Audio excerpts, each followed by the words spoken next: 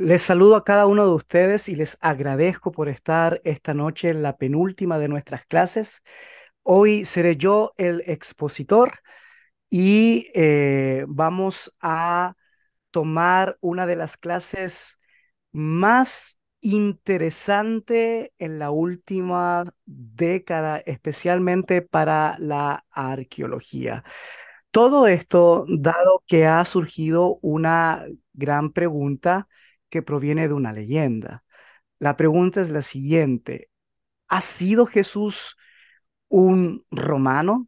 Más allá de su etnicidad o más allá de su etnia judía, la pregunta es: ¿ha sido Jesús alguien que se pueda caracterizar como un romano? Y a esto se le suma una subpregunta y es la siguiente: ¿fue Jesús de Nazaret el hijo de un soldado romano y María?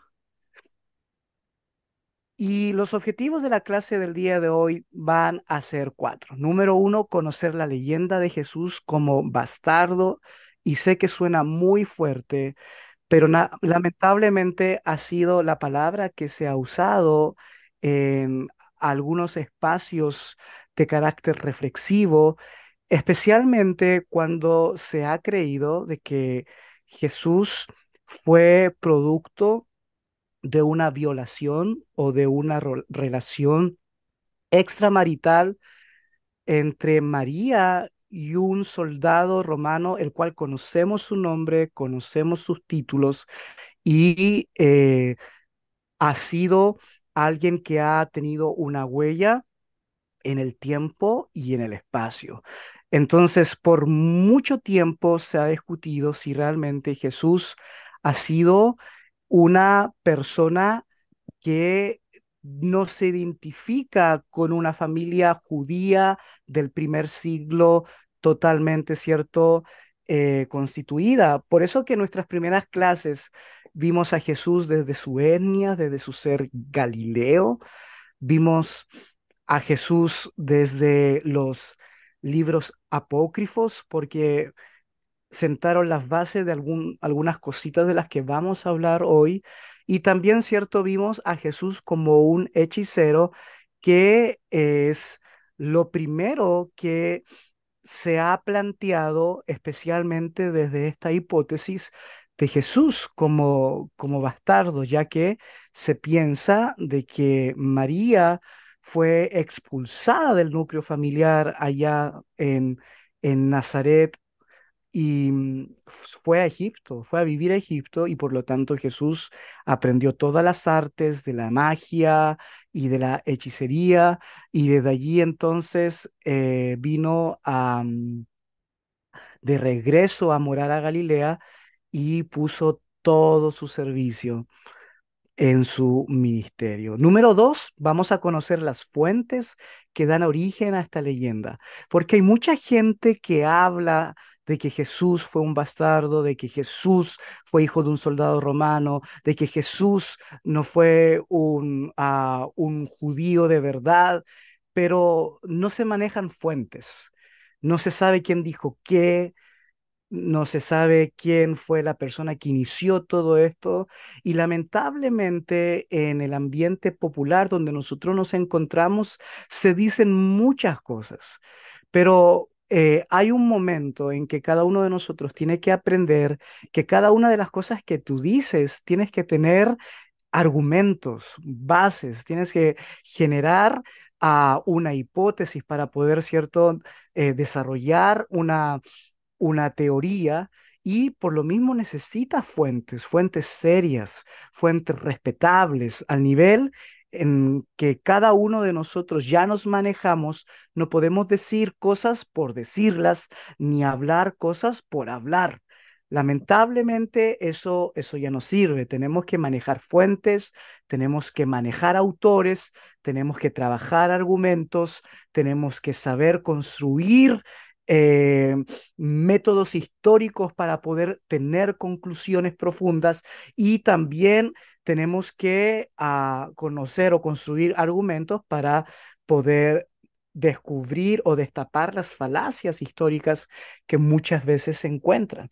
Y en tercer lugar, vamos a conocer es cómo estos argumentos a favor de Jesús como bastardo se producen y no tienen lamentablemente a nadie que pueda contrarrestarlos, porque nadie está tal vez a la altura para decir, ¿sabes qué? No, no es tan así. Esta situación no es tan así y lamentablemente no tenemos personas que puedan hacer buena historia. Y ese es el problema en tanto a las ciencias bíblicas en el ámbito confesional.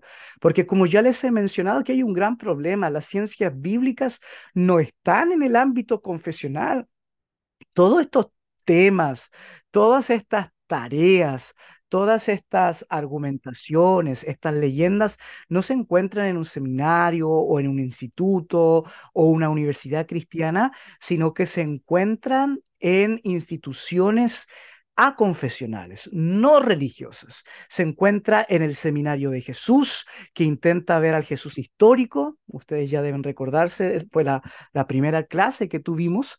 Se encuentran incluso en grupos agnósticos e incluso grupos ateos, ¿no? Donde para ellos la religión en realidad es una carga para el ántropos, para el ser humano. Entonces, en ese sentido, todos estos temas se conversan en esos espacios, en esas áreas. Y nosotros, lamentablemente, hemos sido los muchas veces los causantes de eso, porque los seminarios y las instituciones solamente nos concentramos en lo ministerial.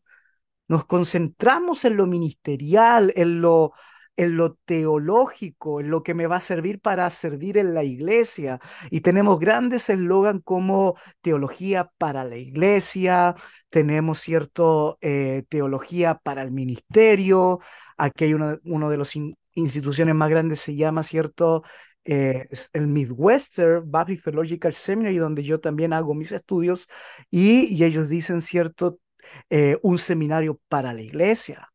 Cuando estaba estudiando en el Southwestern hace 6 años atrás y terminando mi maestría en divinidades, llegó un nuevo rector y sacó todas las carreras que no tenían que ver con el servicio a la iglesia. Sacó carreras de música, de psicología, sacó mi carrera de arqueología, sacó todo lo que no tenga que ver con pastor y misionero lo sacó. ¿Por qué?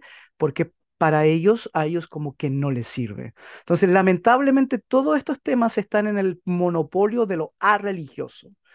Porque, número uno, porque nosotros muchas veces no tenemos la visión para hablar de esto. Y número dos, nos incomoda. ¿Por qué nos incomoda? Porque está a otro nivel. Hay que leer inscripciones, hay que saber hebreo, hay que saber griego, hay que saber latín, hay que conocer el Talmud, hay que conocer y la historia, hay que conocer fuentes. Y nadie quiere hacer eso. Nadie quiere gastar y desgastar su vida en el campo misionero menos explotado que sí, que está en el mundo. Y nosotros, muchos de ustedes crecieron desde pequeñito escuchando que el campo misionero menos explotado es la Ventana 1040. Yo crecí desde ese prisma y muchos de ustedes también, pero les tengo una mala noticia. El campo misionero menos explotado no es la Ventana 1040. El campo misionero menos explotado la academia, es la academia, es donde están los tipos que se sientan desde fuera de la fe, desde fuera de la religión, a hablar de Jesús, porque a ellos se les hace interesante desde lo moral, desde lo ético, pero también de lo cultural, pues como occidentales, las bases de Occidente están en el cristianismo.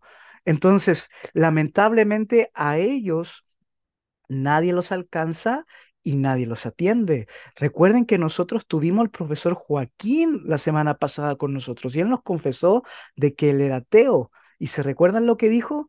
Que nadie le evangelizó. Nadie fue capaz de tomar argumentos, de desarrollar ciertos argumentos para poder mostrarles al Jesús de la Biblia. Y él tuvo una experiencia mística, gracias a Dios por eso. pero el campo misionero de la academia está desatendido porque no nos interesa o porque nos sentimos muy pequeños. Y cuando algo nos hace sentir pequeños que no sabemos, entonces lo dejamos de lado. Yo espero que después de todo este curso salgan hombres y mujeres de aquí con esa intención de crecer en el conocimiento, en el diálogo, no para saber más, no para presumir títulos, sino para poder llevar la esencia de Dios donde no está. Entonces, debemos de recuperar esto. Yo cuando invité a la doctora Marcela Zapata, al doctor Adolfo Royman, ellos me dicen, a mí las instituciones religiosas no nos invitan, menos las protestantes. ¿Cómo vamos a invitar a un judío a algo protestante? ¿Cómo vamos a invitar a una católica a algo protestante? Entonces, y eso es triste y es lamentable. Entonces, les pido de que podamos poner mucha atención hoy día porque hoy día vamos a conocer no solamente los argumentos a favor, sino número cuatro, a dialogar con los argumentos en contra de todo esto desde la arqueología y desde la buena historia. ¿Por qué digo buena historia? Porque uno puede hacer historia buena, pero también puede hacer mala historia. Y los arqueólogos somos historiadores, pero quiero decirte algo. Tú como teólogo, como teóloga, también estás llamado a hacer historia, porque como decía el arqueólogo francés Debord, él decía que si el asunto de Jesús no fue algo histórico, no pertenece a una construcción histórica, entonces estamos perdidos. Para ello, el teólogo y la teóloga tiene que saber hacer historia, tiene que saber hacer hipótesis, desarrollar hipótesis, construir teorías, a dialogar con autores, tiene que saber buscar fuentes, saber lo que es una fuente primaria, secundaria, tiene que saber para poder tener algo que, que decir. Entonces, quiero decirles de que hace mucho tiempo existe una leyenda de que Jesús fue un hijo bastardo de María y esta leyenda se fortaleció porque se encontró esto, que esto es una tumba. Y es una tumba que mide un poquito más de 2 metros, como ustedes la ven. Y cuando se encuentra esta tumba, se, después le voy a dar la bibliografía, cuando se encuentra esta tumba en 1859, se alcanza a leer, se alcanza a leer el nombre de uno de los personajes más famosos en el anticristianismo, es Pantera o Pantira. Y este Pantera o Pantira, durante siglos, yo te diría desde el tiempo, desde la iglesia primitiva, desde Orígenes, a finales del siglo segundo y a comienzos del siglo tercero, que fue tan famoso, y ya les voy a explicar, especialmente cuando lleguemos a Orígenes, porque fue eh, un personaje que pareció que fue el verdadero padre de Jesús de Nazaret. Y esta lápida que se encuentra en Alemania, y ahí ustedes la tienen, se encuentran como 6 o 7, pero cuando se encuentra el nombre Tiberio Julio Aves Pantera, el mundo se detiene, la ciencia se detiene porque cuando se le aplican a muchos años después, ¿no? Cuando ya empieza la revolución de la arqueología y todo el tema de la modernidad, cuando, cuando se aplican los sistemas cronológicos que son propiedad de la arqueología, se empieza a saber o a entender de que esta tumba es contemporánea a el primer siglo, donde encontramos a Jesús de Nazaret. Y este, este hombre Pantera fue un soldado romano y un soldado romano que al parecer nació en el año 22 antes de Cristo y falleció aproximadamente como el 40 después de Cristo. Ciertos estudiosos han procurado conectar a este legionario con el presunto padre de Jesús de Nazaret, una hipótesis basada en la afirmación del antiguo filósofo griego Celso, quien describió a Jesús como el resultado del adulterio de su madre María con un soldado romano. Ahora, cuando ustedes ven, por ejemplo, esta tumba, no sé si alcanzan a ver abajo que hay una inscripción. ¿La ven? ¿Alguien me puede decir qué idioma es ese?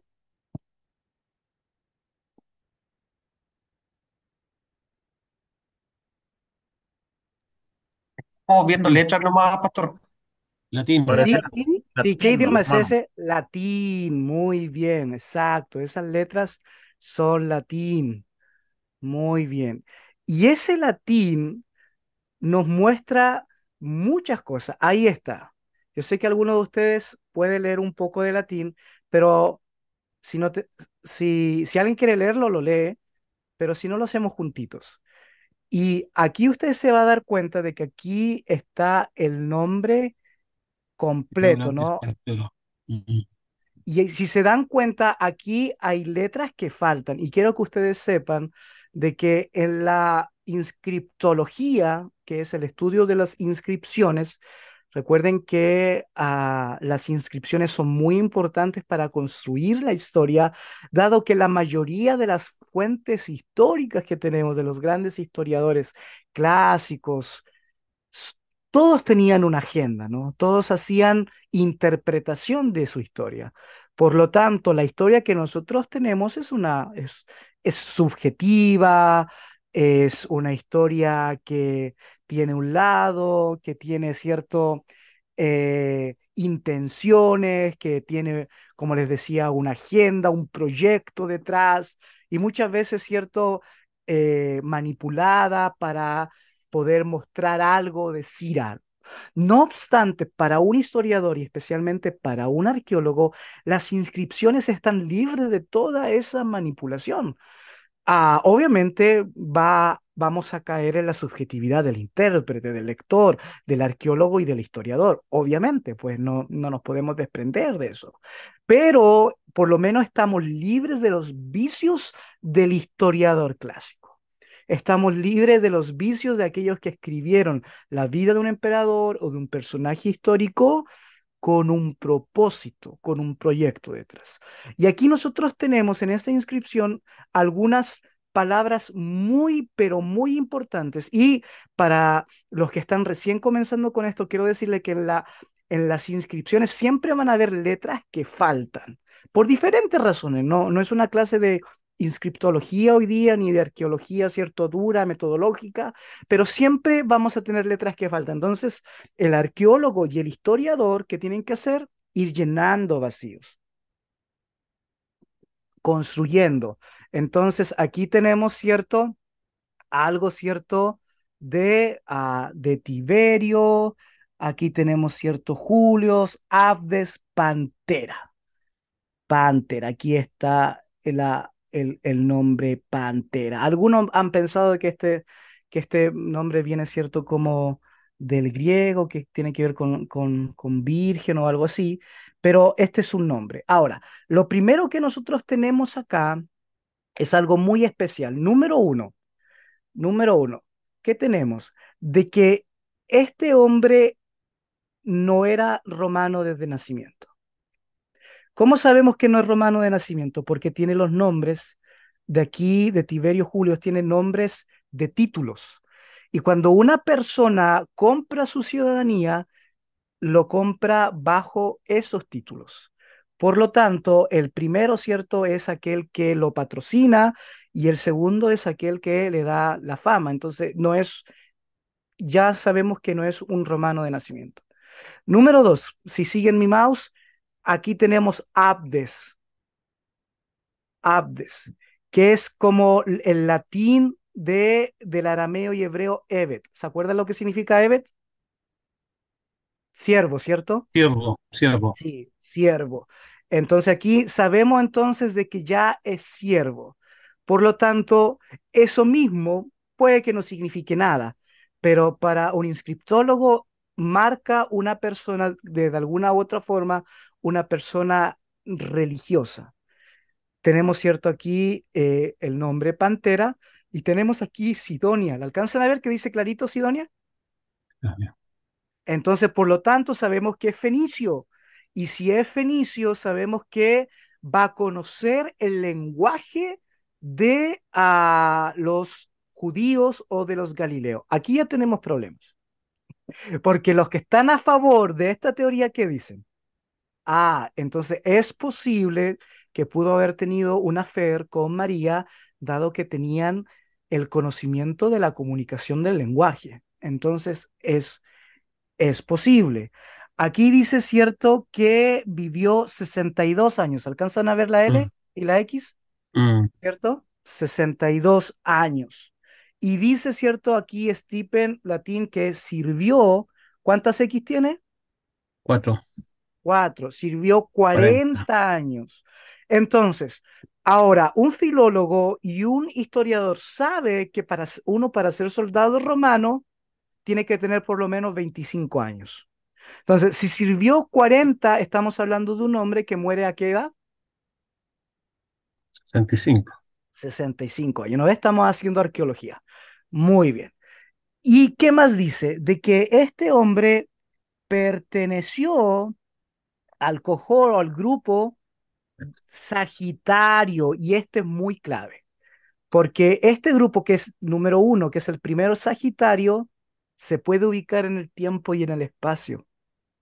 Y este era un grupo especial de arqueros del emperador Tiberio y que habían estado establecidos en Judea. Entonces, tú te das cuenta con todas estas letras, todo lo que uno puede sacar. Entonces, es un grupo de arqueros y que se sabe que este grupo Sagitario está en el tiempo de el emperador Tiberio. Recuerden que el emperador Augusto César no dejó hijo, dejó a uno de sus generales, a Tiberio. ¿Y en qué año gobernó Tiberio? ¿Quién se acuerda?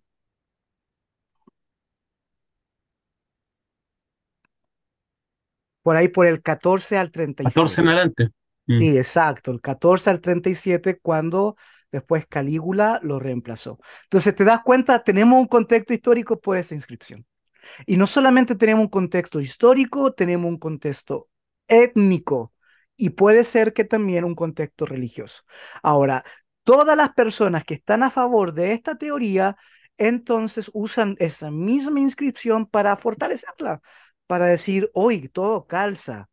Pantera conocía el lenguaje de María, Pantera era sidonio, Pantera estuvo en el tiempo del emperador Tiberio, etcétera, en la Palestina del primer siglo, y calzan muchas cosas, aunque ya muchos de ustedes ya se han dado cuenta que también se contradicen otras.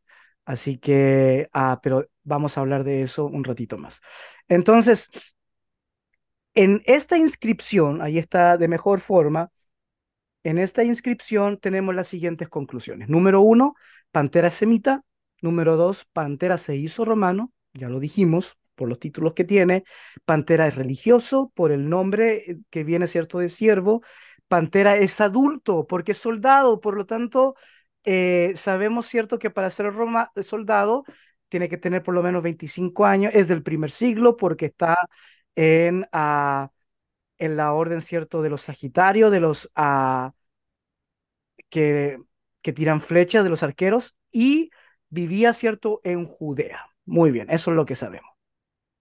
Ahora, esta teoría de, de Pantera no se produce por esa inscripción, no se produce por esta tumba que se encuentra.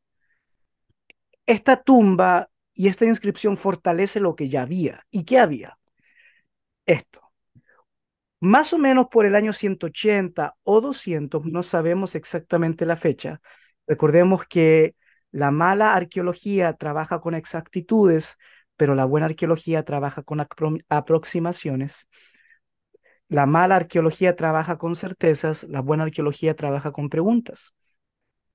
Entonces no sabemos más o menos si es en el 180, 200, pero ¿qué sabemos? Que Celso, un filósofo griego que vivió en el siglo segundo, este hombre acusó a Jesús de ser un bastardo.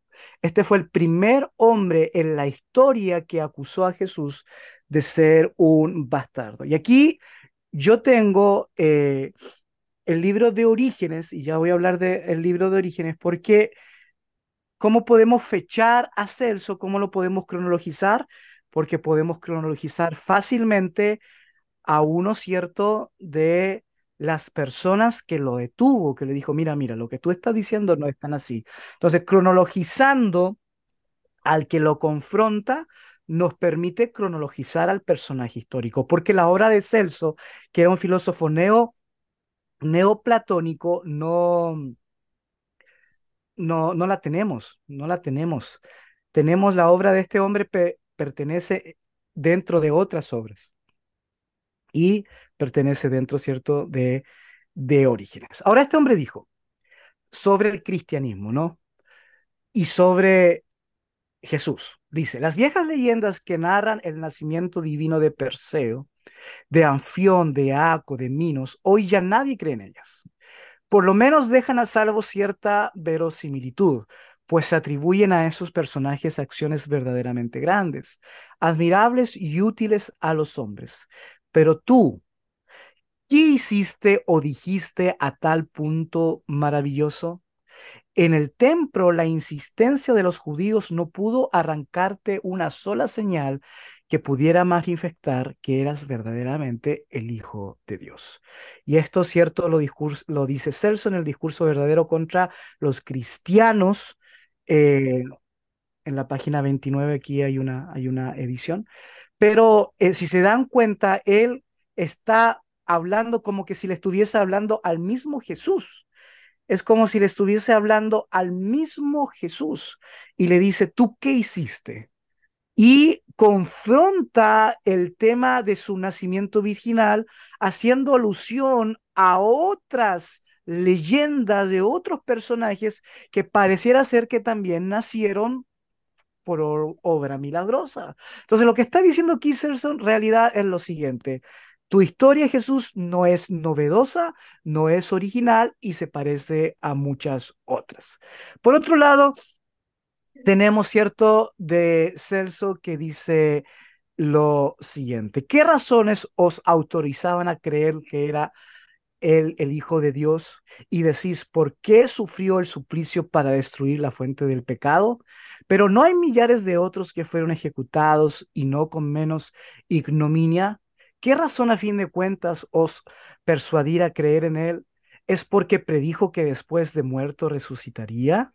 Pues bien, sea admitimos que hubiera dicho eso, ¿cuánto otros esparcen también maravillosas fanfarronadas para abusar y explotar la credulidad popular?